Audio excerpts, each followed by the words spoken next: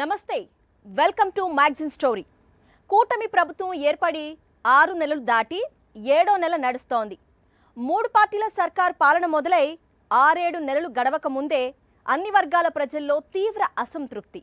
గతంలో ఏ ప్రభుత్వ విషయంలోనూ ఇలా జరగలేదని ప్రజలతో పాటు రాజకీయ విశ్లేషకులు భావిస్తున్నారు. సూపర్ 6 హామీలకే దిక్కు లేకపోవడంతో మిగతా హామీలు, వాగ్దానాల గురించి ఎవరూ మాట్లాడడం లేదు. గత వైఎస్ జగన్ పాలనలో అమలైన ప్రజాదరణ పథకాలన్నీ పక్కకు పోయాయి. లోకేష్ రెడ్ బుక్ బెదిరింపులు, వేధింపులు, ఉన్మాదాలతో పాటు ఛార్జీలు, పన్నుల పెంపు కారణంగా ప్రజల జీవితాలు అతలాకుతలమవుతున్నాయి. అదే విషయాన్ని ప్రస్తావిస్తూ మేనిఫెస్టోను అమలు చేయడం లేదు ఎందుకు అని నిలదీస్తే చాలు ఆ గొంతులను నొక్కేస్తున్నారు. సోషల్ మీడియాలో పోస్టులు పెడితే వెంటాడి వేధించి కేసులు పెడుతున్నారు. ప్రజలు, వైఎస్ఆర్సీపీ నేతలతో పాటు ఆఖరికి కూటమి నేతలు సైతం చంద్రబాబు పాలనా వైఫల్యంపై చేసిన వ్యాఖ్యలు సర్వత్రా చర్చనీయాంశమవుతున్నాయి. Welcome to magazine story. 3 పార్టీలు ఏకమయ్యాయి. ప్రజాదరణ పొందిన విప్లవాత్మక పథకాలతో ప్రజల ముఖ్యమంత్రిగా పేరు సంపాదించుకున్న వైఎస్ జగన్మోహన్ రెడ్డిని ఓడించడానికి 3 పార్టీలు చేతులు కలిపాయి. ఆ 3 పార్టీలకు మరొక పార్టీ కలిసింది. అది ఎల్లో మీడియా పార్టీ. నిజం చెప్పాలంటే 3 కాదు, 4 పార్టీల కూటమి కలిసి కుట్రలు, కుతంత్రాలు, వ్యూహాలు తయారు చేసుకొని ఎన్నికల బరిలో నిలిచాయి. టీడీపీ, జనసేన, బీజేపీతో పాటు ఎల్లో మీడియా కలిసి ఎంత చెయ్యాలో అంతా చేశారు. ప్రజల అసలైన మ్యాండేట్ను కిడ్నాప్ చేశారు. ఓటింగ్ యంత్రాల కుతంత్రాలు కూడా పనిచేశాయనే ఆరోపణ వచ్చాయి. మొత్తానికి ఏమైతేనే కూటమి పార్టీల ప్రభుత్వం అధికారంలోకి వచ్చింది. ఆ తర్వాత ఏమైంది?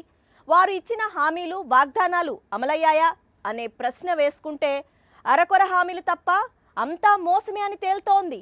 అంతెందుకు, మొత్తం పాలనే అస్తవ్యస్తంగా తయారైందని ఆఖరికి కూటమి పార్టీల నేతలే తమ ప్రభుత్వ తీరుపై విమర్శలు గుప్పిస్తున్నారు. అయ్యన్న పాత్రుడు టీడీపీలో సీనియర్ నాయకుడు. చంద్రబాబు కంటే తానే సీనియర్ నని గతంలో ఘనంగా చెప్పుకున్న లీడర్ కూటమి పాలన మొదలైన తర్వాత ప్రతిష్టాత్మకమైన స్పీకర్ పదవిని ఆయనకు కేటాయించారు. ఆయన ఎన్నో రోజులు కాదు, జస్ట్ 3-4 రోజుల క్రితం ఓ బహిరంగ సమావేశంలో మాట్లాడుతూ రాష్ట్రంలో గంజాయి రవాణా పెరిగిందని, వీటికి సంబంధించిన కేసుల నుంచి తమను తప్పించాలని టీడీపీకి చెందిన నేతలే తన వద్దకు వస్తున్నారని వ్యాఖ్యలు చేశారు. అవును, మీరు వింటున్నది నిజమే. అయ్యన్న పాత్రుడు మాట్లాడుతుంటే స్టేజ్ మీద ఉన్న టీడీపీ నేతల మొహాలు వెలవెలబోయాయి. ఏకంగా స్పీకర్, అందులోనూ టీడీపీ సీనియర్ నాయకుడు గంజాయి బాంబు పేల్చేసరికి అధికార టీడీపీ నేతలకు ఏం చెయ్యాలో పాలుపోలేదు.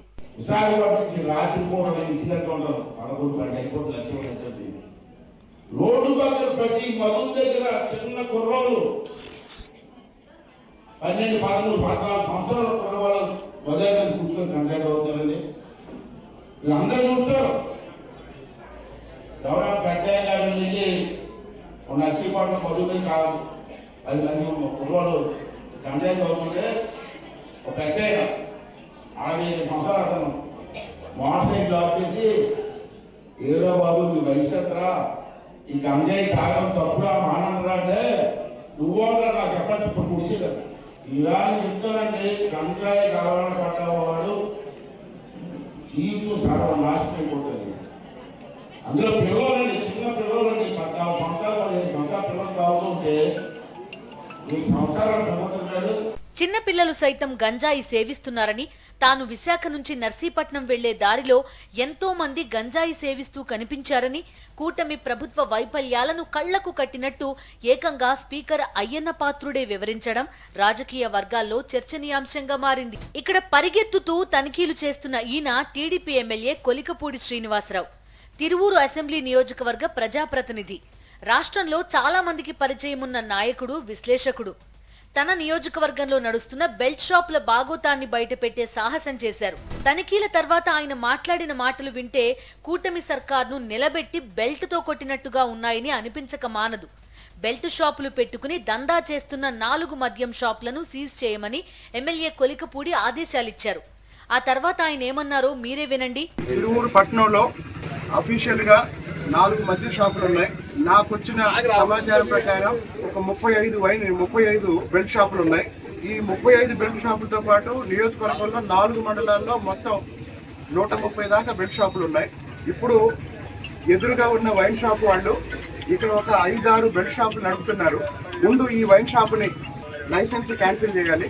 చంద్రబాబేమో బెల్ట్ షాపులకు అనుమతి లేదని, వాటి నిర్వహణ ఇల్లీగల్ అని, వాటిని పెడితే బెల్ట్ తీస్తానని అంటారు.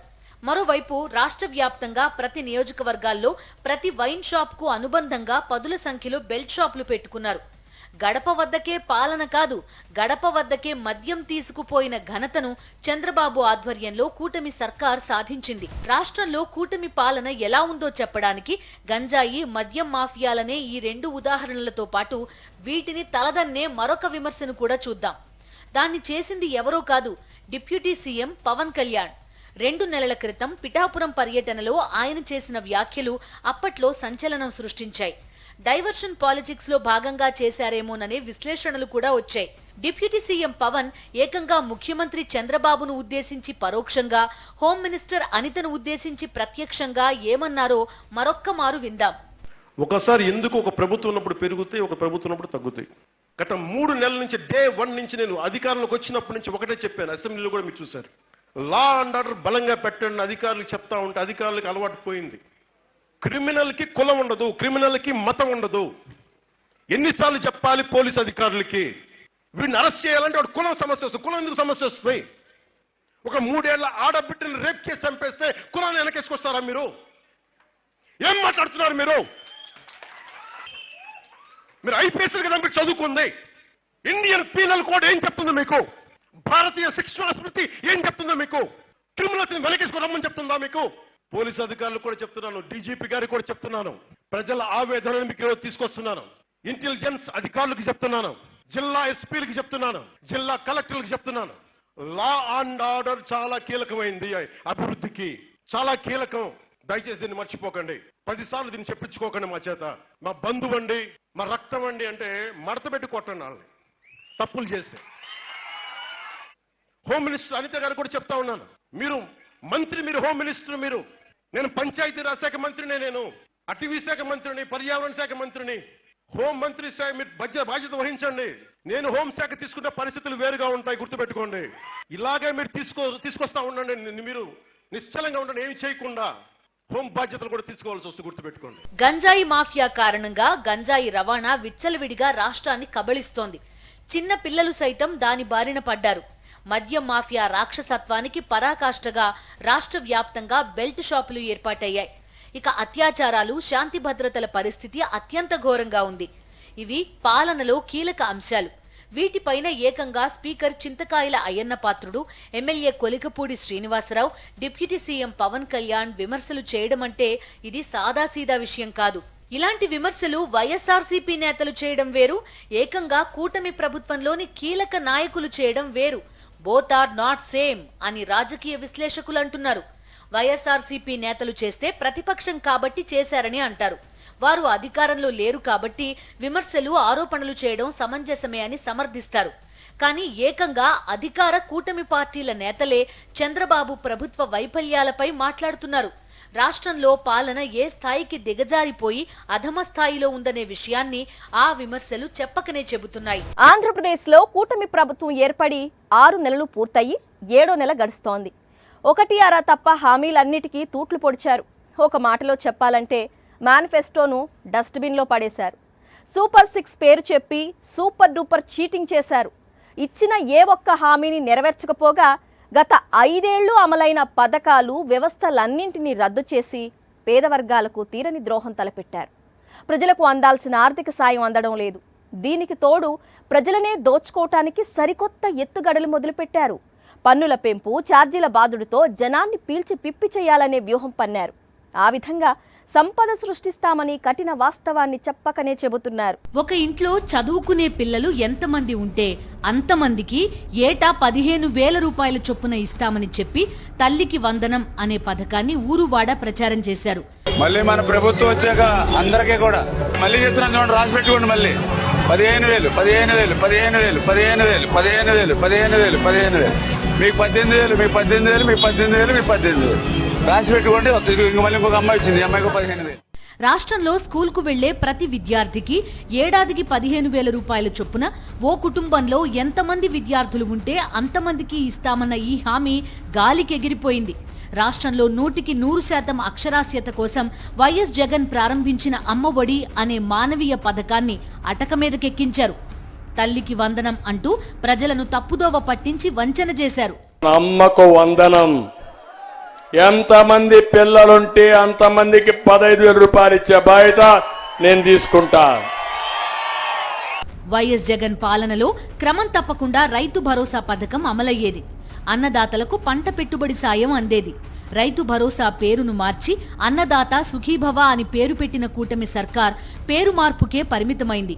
పంటకు పెట్టుబడి సాయం అందకపోవడంతో రాష్ట్ర వ్యాప్తంగా లక్షలాది మంది అన్నదాతలు ఆందోళనలో ఉన్నారు.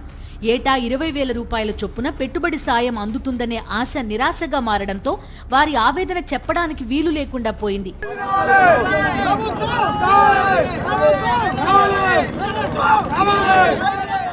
ఐదేళ్లుగా విత్తు నుంచి విక్రయం వరకు గ్రామ స్థాయిలో రైతులను చెయ్యి పట్టి నడిపించిన గొప్ప వ్యవస్థ రైతు భరోసా కేంద్రాల వ్యవస్థ. వాటి పేర్లు మార్చి రైతు సేవా కేంద్రాలనే కొత్త పేరు పెట్టారు, కానీ వాటిని వినియోగించడం లేదు. ఒక్క మాటలో చెప్పాలంటే 10,000కు పైగా ఉన్న ఆర్బీకేలను చంద్రబాబు సర్కార్ నిర్వీర్యం చేసింది.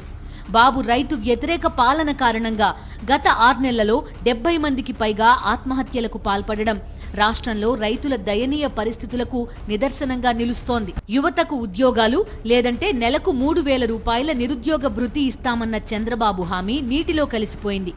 బడ్జెట్లో దీనికోసం ఒక్క పైసా విదల్చకపోవడాన్ని బట్టి నిరుద్యోగ భృతి లేదని తేలిపోయింది. అధికారంలోకి వచ్చిన 6 నెలలలో 16,000కు పైగా పోస్టులతో మెగా డిఎస్సీని పూర్తి చేస్తామంటూ ముఖ్యమంత్రి చంద్రబాబు చేసిన తొలి సంతకానికి విలువే లేకుండా పోయింది. ఇవాళ రాష్ట్రంలో ఏ గ్రామంలో చూసినా మహిళలు, రైతులు, విద్యార్థులు, యువత, మేధావులు అంతా జగన్ అధికారంలో ఉంటే ఈ సమయానికి ఆయా పథకాల కింద తమకు అందే ఆర్థిక సాయం గురించి చర్చించుకునేవారు.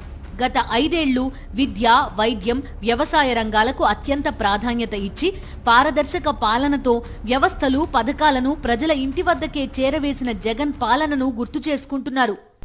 పులివెందులు వెళ్తే ఎంత భయంకరంగా జనం వచ్చారో, ఎక్కడికి వెళ్ళినా జనం వస్తున్నారు. తప్పు చేశాం, అన్నీ ఇచ్చిన జగన్మోహన్ రెడ్డిని వదులుకున్నాం. ధరలు పెంచేటటువంటి దుర్మార్గమైనటువంటి చంద్రబాబు నాయుడు గారి ప్రభుత్వాన్ని ఎన్నుకున్నాం. 6 నెలల్లోనే మాకు బుద్ధి వచ్చింది అని చెంపలేసుకొని జగన్మోహన్ రెడ్డి గారి వెంట నడవడానికి సిద్ధంగా ప్రజలు ఉన్నారని కూడా ఈ సందర్భంగా నేను మనవి చేస్తున్నా. సూపర్ 6 హామీల్లో భాగంగా 19 నుంచి 59 ఏళ్లలోపు మహిళలందరికీ ఏటా 15,000 రూపాయల చొప్పున ఆడబిడ్డ నిధి కింద ఆర్థిక సాయం అందజేస్తామని చంద్రబాబు ఊదరగొట్టారు. దీని గురించి కూటమి పార్టీల నేతలెవరూ మాట్లాడడం లేదు. మహిళలకు ఉచిత బస్సు అంటూ సూపర్ 6 హామీల పేరిట విపరీతంగా ప్రచారం చేశారు. ప్రభుత్వం ఏర్పడి 7వ నెల నడుస్తున్నా ఆ హామీకి దిక్కులేదు. ఉచిత బస్సు హామీ అమలు కోసం అధ్యయనం పేరుతో కమిటీ వేసి కాలయాపన చేస్తున్నారు. వాస్తవానికి తెలంగాణతో పాటు కర్ణాటక తదితర రాష్ట్రాల్లో మహిళలకు ఉచిత బస్సు సౌకర్యం హామీని అమల్లోకి తెచ్చారు. దీనిపై పెద్దగా అధ్యయనం చేయాల్సిన అవసరం లేదు. అమలు చేయాలనే చిత్తశుద్ధి ఉంటే వెంటనే ప్రారంభించొచ్చని ఏపీకి చెందిన ఉన్నతాధికార వర్గాలు చెప్తున్నాయి. ఆ విషయం చంద్రబాబుకు తెలియందేం కాదు. బీసీ, ఎస్సీ, ఎస్టీ, ముస్లిం మైనారిటీలకు 50 ఏళ్లకే పింఛను హామీ మేనిఫెస్టోకే పరిమితమైంది. ఉద్యోగుల సిపిఎస్, జీపీఎస్ విధానాన్ని పునఃసమీక్షిస్తామని చెప్పి కనీసం చర్చ కూడా జరపలేదు. అధికారంలోకి రాగానే ఉద్యోగులకు ఐఆర్, డిఏ ప్రకటిస్తామనే హామీని విస్మరించారు. వాలంటీర్ల గౌరవ వేతనాన్ని 5,000 నుంచి 10,000 రూపాయలకు పెంచకపోగా ఏకంగా ఆ వ్యవస్థకే మంగళం పాడారు. 2.66 లక్షల మందిని రోడ్డున పడేశారు. కరెంటు ఛార్జీలు తగ్గిస్తామని చెప్పి అధికారంలోకి వచ్చారు. ఈ 6 నెలలోనే 15,000 కోట్లకు పైగా ఛార్జీల భారం మోపారు. అంటే వచ్చిన 6 నెలలకే సుమారు 15,485 కోట్ల రూపాయలు అదనపు భారాన్ని విద్యుత్ బిల్లులు, ట్రూ అప్ ఛార్జెస్ పేరిట వినియోగదారుల మీద వేసి పెద్ద ఎత్తున షాక్ కొట్టిస్తా ఉన్నారు. తక్షణమే దీన్ని ఉపసంహరించుకోవాలని చెప్పి ప్రధానమైన డిమాండ్ చేశాం. మీరు ఏదైతే పెంచారో బిల్లుల్లో 25 నుంచి 55% వరకు అదనంగా గృహ వినియోగ బిల్లుల్లో ఇవాళ బిల్లులు వస్తూ ఉన్నాయి. తక్షణమే దీన్ని మీరు సరిదిద్దాల్సిందే. ఎన్నికల ముందు మీరు ఇచ్చిన హామీని నిలబెట్టుకోవాల్సిందే అని మేము డిమాండ్ చేస్తూ ఉన్నాం. ఉచిత ఇసుక విధానమని ఊరువాడ ప్రచారం చేశారు. ఆఖరికి దోపిడీ విధానాన్ని తీసుకొచ్చారు. ఆరోగ్యశ్రీని నిర్వీర్యం చేశారు.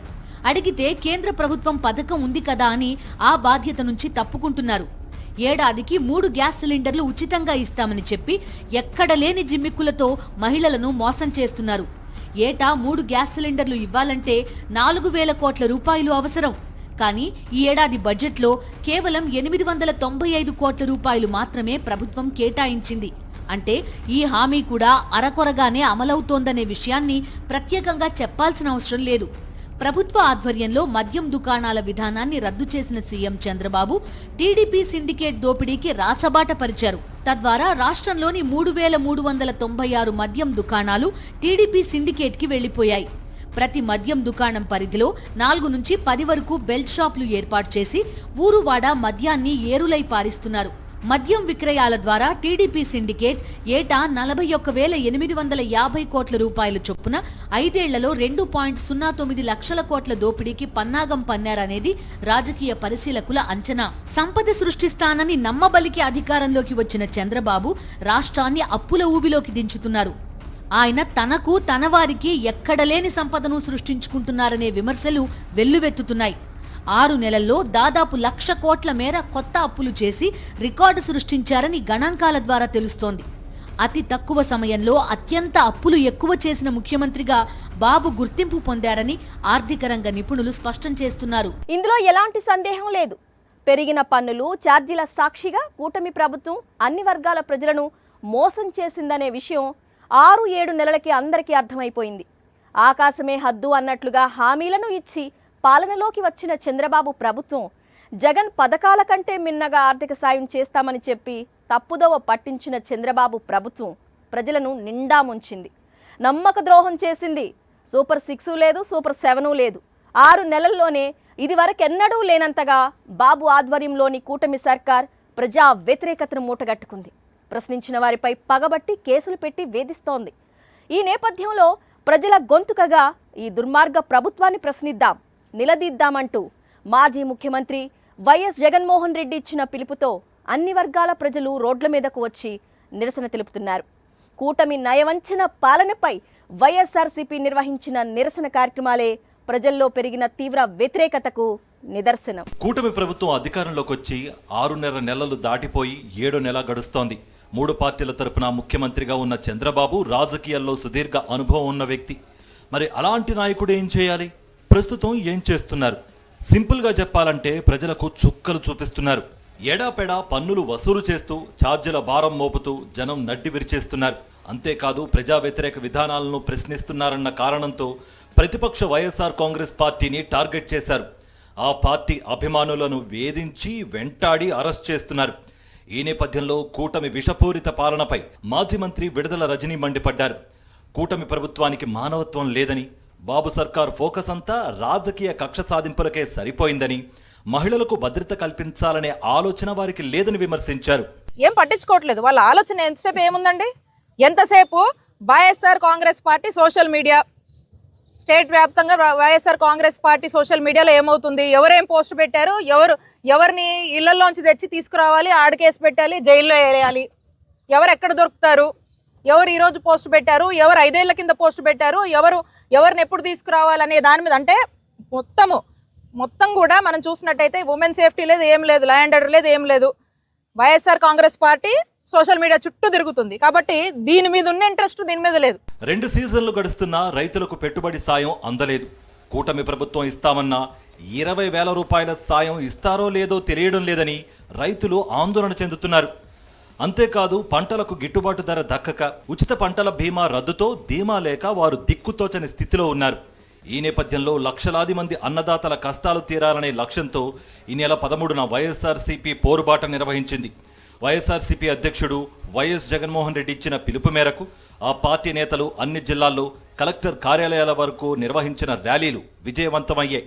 చంద్రబాబు సర్కార్ మోసాలపై అన్నదాతల నిరసనలకు వైఎస్ఆర్సీపీ బాసటగా నిలవడంతో రైతు పోరుబాట సక్సెస్ అయింది. చంద్రబాబు సర్కారుకు ముచ్చెమటలు పట్టించేలా అన్నదాతలు కదం తొక్కారు. కరెంటు ఛార్జీలను పెంచబోమని, ఇంకా తగ్గిస్తామని ఎన్నికల్లో నమ్మించి అధికారంలోకి వచ్చిన కూటమి ప్రభుత్వం 6 నెలల్లోనే 15,000 కోట్లకు పైగా ఛార్జీల భారాన్ని మోపింది. సీఎం చంద్రబాబు చేసిన మోసాన్ని నిలదీస్తూ వైఎస్ఆర్సీపీ నిర్వహించిన నిరసన కార్యక్రమంలో ప్రజాగ్రహం ఉవ్వెత్తున ఎగిసింది. ప్రభుత్వ వేధింపులు, పోలీసుల బెదిరింపులకు వెరవకుండా విషకూటమి నయవంచన పాలనను వైఎస్ఆర్సీపీ నేతలు, కార్యకర్తలు ఎండగట్టారు. చంద్రబాబు సర్కార్ బిల్లుల బాదులపై రాష్ట్ర వ్యాప్తంగా అన్ని నియోజకవర్గాల్లో జరిగిన నిరసన ర్యాలీలు బాబు ప్రభుత్వానికి గట్టి షాక్ ఇచ్చాయి. దీనికి నిరసనగా ఎన్నికల ముందు ఏదైతే వాగ్దానం ఇచ్చారో అది అమలు చేయాలని, మరి ఇప్పుడు పెంచిన విద్యుత్ ఛార్జీలు తగ్గించాలని రాష్ట్ర వ్యాప్తంగా అన్ని నియోజకవర్గ కేంద్రాల్లో కూడా అన్ని వర్గ ప్రజలతో కలిసి మమేకమై వైఎస్ఆర్ పార్టీ శ్రేణులు మా ప్రీతమ నాయకుడు వైఎస్ జగన్మోహన్ రెడ్డి గారి ఆదేశానుసారం ఈ కార్యక్రమాలు చేపట్టడం జరిగింది. దీనికి పెద్ద ఎత్తున ప్రజలందరూ స్వచ్ఛందంగా దీనికి అభినందిస్తున్నారు. అన్ని వర్గాల ప్రజలకి ఇబ్బంది జరిగినటువంటి ఈ పెంపిన విద్యుత్ ఛార్జీలు తక్షణమే తగ్గించాలని చెప్పి మేము వైఎస్ఆర్ పార్టీ తరఫున డిమాండ్ చేస్తాం. ఆర్బీకేలు, మరి నాడు నేడు ద్వారా విద్యాలయాలు, మరి సచివాలయ వ్యవస్థ, అవన్నీ కూడా ఎంతో చక్కగా ఆ రోజు చేస్తే దానికి భిన్నంగా ఈవేళ ప్రభుత్వం అవన్నీ చేసిన కార్యక్రమాలు మంచి కార్యక్రమాలు అయినా కూడా జగన్మోహన్ రెడ్డి గారు కదా చేశారు, వైఎస్ఆర్ పార్టీ చేస్తుందని చెప్పి మరి అవన్నీ కూడా ఈవేళ సంక్షోభంలో పడిపోయాయి. దేనికి కూడా దానిలో ప్రాధాన్యత అసలు ఇవ్వటం లేదు. ఈవేళ అడ్డుదారిగా మరి కేవలం కొద్దిమందికి ప్రయోజనం కలిగే విధంగా అనేక కార్యక్రమాలు ఇవాళ రూపకల్పన జరుగుతున్నాయి. మరి ప్రభుత్వం కక్ష సాధింపు చర్యలు, మరి కౌంటింగ్ జరిగిన నాటి నుంచే మరి కక్ష సాధింపు చర్యలు జరుగుతున్నాయి రాష్ట్రంలో. పాలన అంటే ప్రజలకి మేలు చేస్తుంది, ప్రజల ఆకాంక్షలకి అనుగుణంగా పాలన జరగాలే తప్ప మరి ఇటువంటి కక్ష సాధింపు చర్యలు ఉండకూడదని చెప్పి మేము డిమాండ్ చేస్తున్నాం. ఎన్నికల ముందు ఇచ్చిన హామీలను, వాగ్దానాలను నిలబెట్టుకోవాలని ప్రతిపక్ష వైఎస్ఆర్సీపీ మొదటి నుంచి కోరుతూనే ఉంది. 6 నెలల సమయం ఇచ్చి ఆ తర్వాత ప్రశ్నిస్తామని మాజీ ముఖ్యమంత్రి వైఎస్ జగన్మోహన్ రెడ్డి గతంలో చెప్పారు.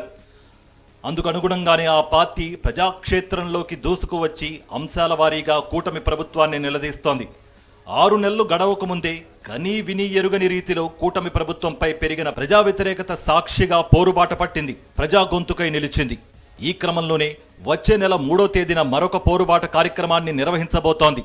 ఫీజు రియంబర్స్మెంట్ బకాయిల్ని వెంటనే చెల్లించాలని డిమాండ్ చేస్తూ మరో భారీ నిరసన కార్యక్రమాన్ని చేపట్టబోతోంది. ఇది వాల్టి మ్యాగజైన్ స్టోరీ.